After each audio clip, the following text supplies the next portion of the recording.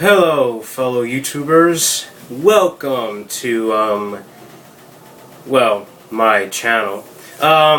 So today I'm here to talk about wrestling. And in this case, I'm going to talk about last night's Hell in the Cell. And that was actually an awesome pay-per-view. It was so great, I swear. I mean, I was actually surprised. None of the matches were actually bad at all. Like, the pay-per-view by itself probably earned at least a 9 out of 10, just because one ending I did not like. Just to try, I'm gonna try to do this in order as best as possible. Luckily, it was last night. Let's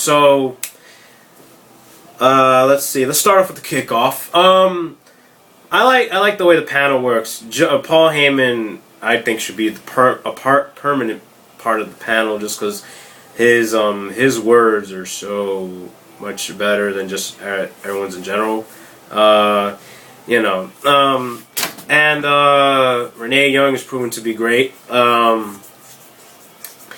as far as the kickoff segment with was it Mizdow TV, he ends up interviewing The Miz. It wasn't exactly the greatest, but it was actually interesting to see that because Mizdow was trying to show that, like, technically I won the match the other night. I believe he's referring to Monday Night Raw, actually, when he pinned Sheamus, even though Miz tries to take credit for it, which he shouldn't. Don't give the guy an opportunity just to take credit for him, to take the credit. Even if he is a stunt double.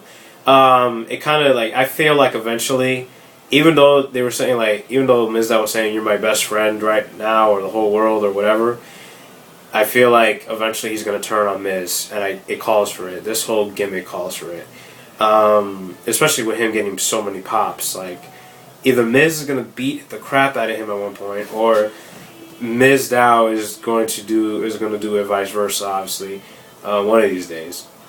So, what else? That was an interesting segment. The first match of the night, Intercontinental Championship between Dolph Ziggler and Cesaro. And what a great match from these two. Although the ending, you know what it is for me? I guess I'm looking for more fast-paced matches now.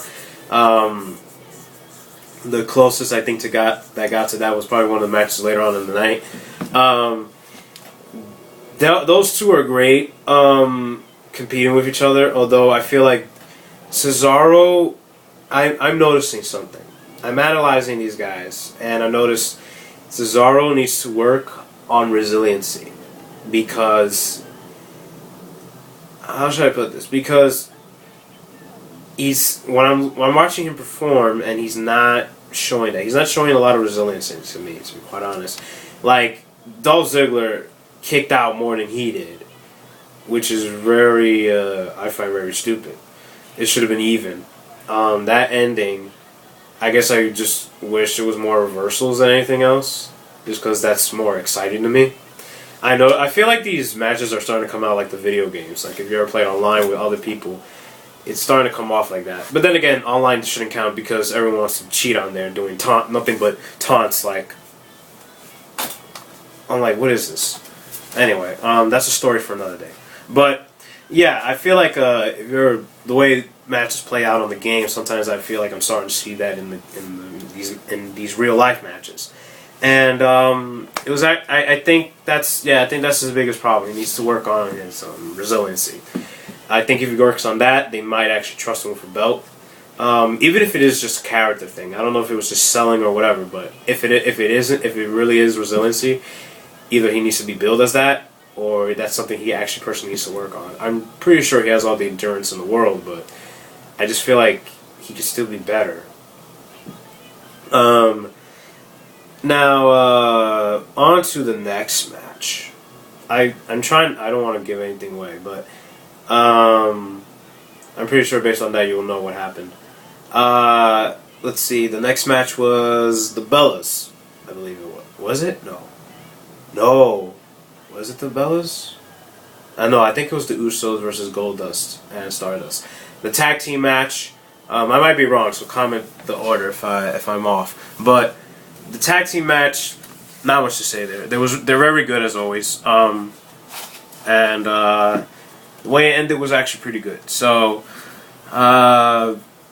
great match between them. Of course, they're not going to screw over Dusty Rhodes' kids, so they kept the belts. That's the only spoiler I'm giving. Of course, Monday Night Raw will tell you otherwise, or the internet. I mean, I'm not saying much on that match because we've seen it so many times. They're good, but I just wish the Usos had other opponents now. You know, when these guys don't get to really do promos to each other, it really lacks excitement like that a bit. And besides, the Usos had the belt for so long, it was like, I don't mind them losing. So, what else? I believe the following match was. I think the following match was the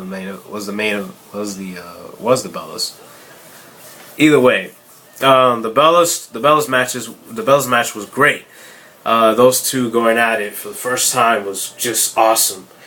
It was great to finally see two sisters fighting. I know a lot of people are would have preferred anyone else to compete with each other if they were siblings, because everyone was like, the Bellas. Sorry about that.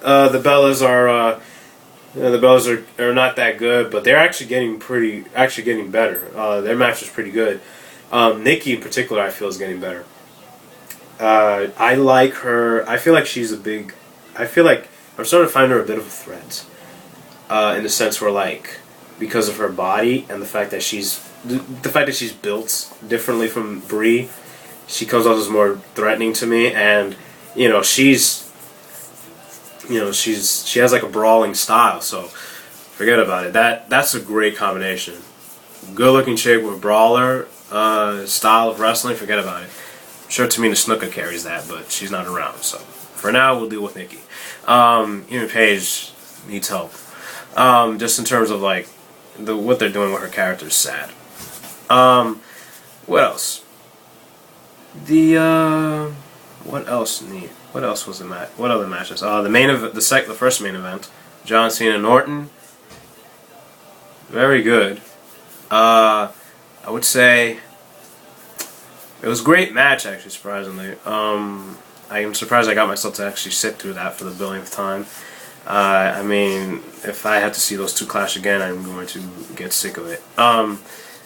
Their match was great. I love Randy Orton's smoothness. He's very smooth as a wrestler. And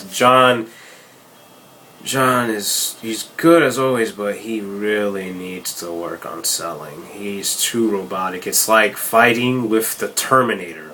I swear, Randy Orton looked like Kyle. What is it? Was it Kyle Reese from the Terminator, beating the crap out of the thing just to have the guy get up? So imagine it's John Cena as the Terminator, RKO after RKO, beating. It makes it look like he's not in pain. Like even Dean Ambrose, who's supposed to show like he feels no pain, he shows that he's in pain when he gets beaten up, and John doesn't do that at all. I swear. The only time I think he ever did was when Brock Lesnar was beating the crap out of him at SummerSlam. That was it. Here it was like Randy. It's like Randy Orton's punches look like nothing, and I'm like I didn't feel that intensity, but they were great. But that should have ended better. John shouldn't have won that. John shouldn't have won that. Randy needs a chance at Brock Lesnar. There might still be a chance, because there's always still Elimination Chamber, if anything. Because Royal Rumble, they have an idea what they want to do with that already. But there's, he wants to, he should face Brock Lesnar. I would even love to see that. Randy's not exactly my favorite, but I will pay good money to watch that. Just to see just to see Brock Lesnar receive an RKO would just be priceless. Worth the $10 or whatever you're paying to watch this stuff. Which, by the way, on the WWE Network is only $9.99. So, how annoying is that? What came after that? I believe it was Rusev and Big Show. Great match. I like that Big Show was doing something a little different that I personally haven't seen from him. He started trying to do what looked like submissions to him. He did submissions, quite a few submissions to Rusev.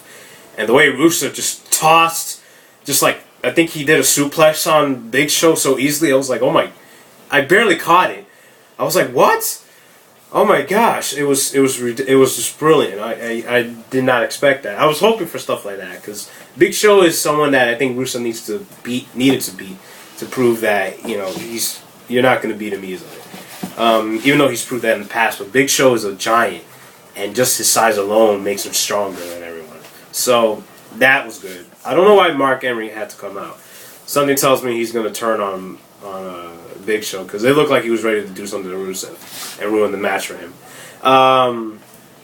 Trying to hurry up here. So that was a good match.